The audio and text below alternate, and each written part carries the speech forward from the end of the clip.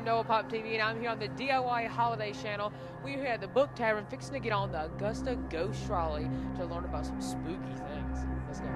While we were on the Augusta Ghost Trolley tour, we stopped at the Cedar Grove Cemetery to view a tombstone and take a look and hear some of the info we got on camera just for you. What I was going to point out to you real quick is that, of course, I just kidded about the Duck Dynasty gentleman, but this is actually Dr. Dugas. Some people call it Dugas, but it's Dr. Dugas. Now, if you've ever been over to the medical community with MCG, GRU, whatever you want to call it, they have what's called the Dugas building, and that's the only building on the campus that's never really been touched or altered.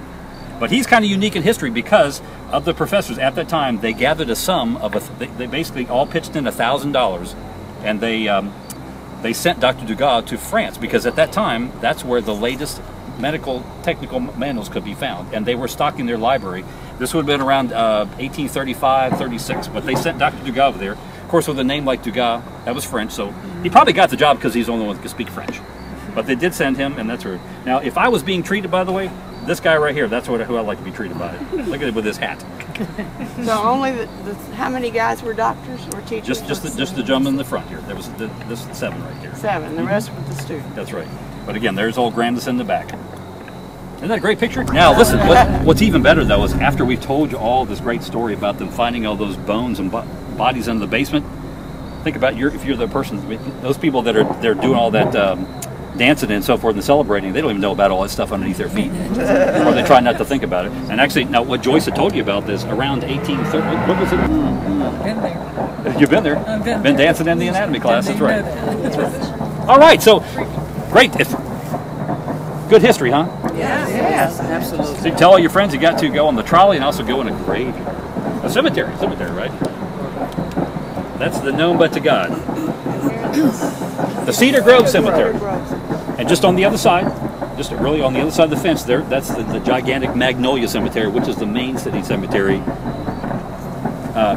We don't know if those people were black or white. No, we know that they were black. They were all black. Because I know you said it was a black cemetery. Now the question comes into play. Janice, actually, excuse me, I'm sorry, Joyce. Go ahead and tell everybody about what I can tell you. Tell them about whatever happened to Grandison. Grandison, there was a brief period of time in which he was not with the Medical College of Georgia. He served as a judge during the Reconstruction era in the Hamburg area.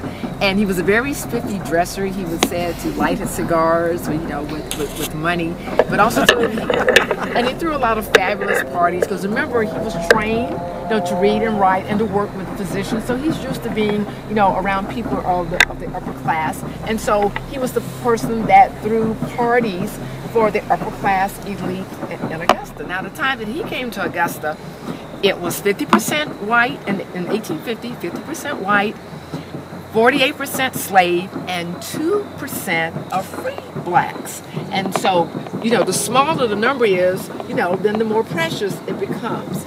And so, Annie Mary Frances Butts would have been part of that group. And so she was married at that time. So here's Grandison at the party in 1859 who's greeting people at the door, and she's in the background. We don't see her spoken about in Gravely Mistaken. So in a way, she's a social ghost. But they were legally married. They were married in South Carolina. And then he passes away, and she marries his best friend, who was the executor of the Newton estate. His name is James Hope, manufacturing executive. He was originally from Scotland. And so this woman, mulatto woman, marries 2 of the most eligible white bachelors back to back in Augusta during this period of time. Yeah. Yes. Now, part of the legacy, though, after Grandison Harris served in his prestigious position, he comes back to MCG and he's officially known as a porter. He dies at the age of 93 of heart failure. However, there's a very famous person, and will we get a chance to go past that way? Okay. When she passed away, there is a police officer that is posted because she's buried in a copper coffin with her jewelry. So a police officer was posted at her gravesite because this resurrection was still going on. As Joyce mentioned, that Grandison died at the age of 93. And listen, you talk about the ultimate irony. Where do you think they buried him? Here at the Cedar Grove Cemetery. I was going to say that, but The very cemetery that there's no record. There are 43,977 known registered grave sites here, but due to floods and fires, a lot of those records were missing, and so we don't know where Grandison I was going to ask, where is he? You guys are making history with us. I hope you enjoyed that at the Cedar Grove Cemetery, and now we are fixing to get back on the trolley. You ready? We are.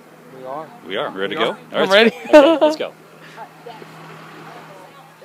Now take a look at what Michael has to say about this spooky site in Augusta, Georgia, the Haunted Pillar. World famous. Okay. So we're going to get off here.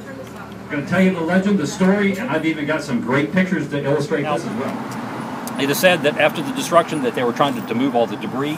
There was a rope that was put around by a couple of gentlemen that tried to pull it down, and right after this storm, the storm was still kind of lingered. Well, apparently lightning struck it and killed one of the gentlemen.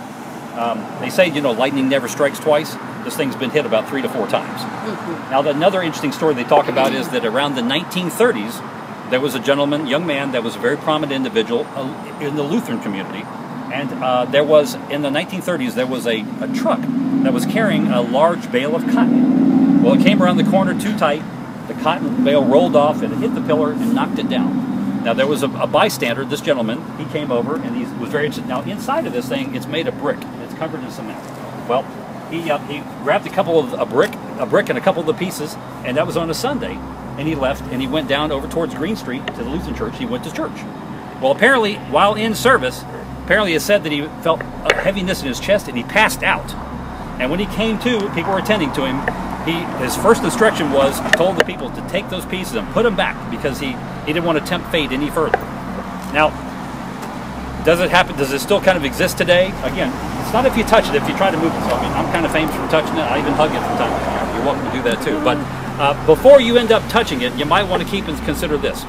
I did a tour 2 nights ago. We did on Thursday for the Junior League of Augusta.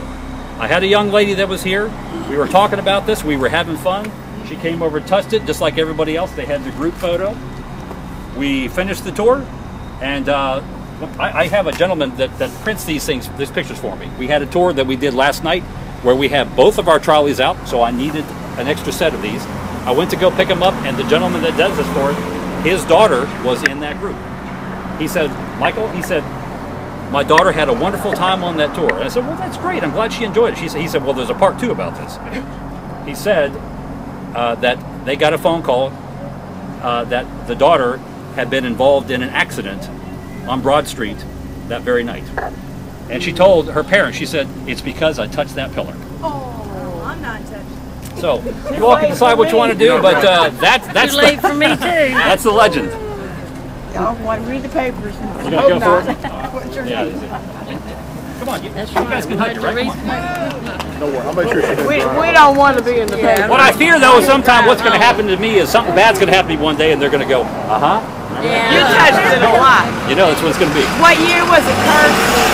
Well, we're going to say probably around the 1840s, because we know it's about a 30-year period afterwards, because you figured it was taken in 1878. So it's 30 years after the curse. 30 years before after the anything curse. happened. That's right. That's Okay. right. But, you know, superstitions kind of linger.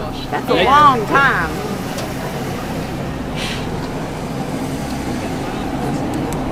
Spirits. So if you look at your window over here, see spirits at Mr. Bill's place. Noah has asked me what I like most about Halloween. You get to be as creative as you like, and you get to get a lot of the candies that you enjoy, and you don't have to buy it. Yeah. What do you like most about Halloween? Everything? Candy, yes. Yes, the candy. Do you know who he reminds me of? He reminds me of one of the ghosts of Casper. Casper the Friendly Ghost. Do you think so? Let me see, what's distinguishing about Tommy, right, with Casper the Friendly Ghost? The white hair, probably. He does. He reminds me. Hair. Yes, he reminds me. I don't know. There's something. And he's a little round. Yes. That soft touch. Yes. Earlier this week, I was mistaken for Henry Winkler. Henry. You know what? A silver version? The silver version of the Yeah, his voice kind of is like a Henry Winkler voice. He kind of sounds like Henry Winkler. He actually favors Henry Winkler a little bit in the face, don't you think? I think so too. Yes, so? he's just a silver. He's just a silver version. He's the Augusta Henry Winkler. We'll call him that. Everybody needs a nickname. And Did you come up with a nickname with me so far? you look like a person off. I don't know if you ever seen the Disney Ant Farm. Have you ever seen that? No. You like one of the characters off Disney Ant Farm, where there's this girl named Shauna Ann McClain, and she has like, I don't know. I mean, it's like a Halloween episode, and you look like similar to one of those people. And I'm sure we'll have a picture pop up in this video, and you can see. You have given me a mission to go back and research Ant Farm and see that character. She would work. Just typical question. What is one of your favorite Halloween candy? Like, what is something you like to, what is one of your favorite Halloween chocolate candies to eat? Or do you eat a lot of Halloween candy? 1,000 grand. An Almond Joy. What's your favorite? Almond Joy and M&M's. M&M's, yes. Yes. I like M&M's too. You know what? He could be the M&M man. Don't you think? I think we'll stick with Henry Augusta. Okay, well, thank you so much for being on. What a funny interview we had together. We had a great time tonight, Noah. We Thank did. you so much for this opportunity. Good footage. Just amazed. I know everyone's going to love it. They really are.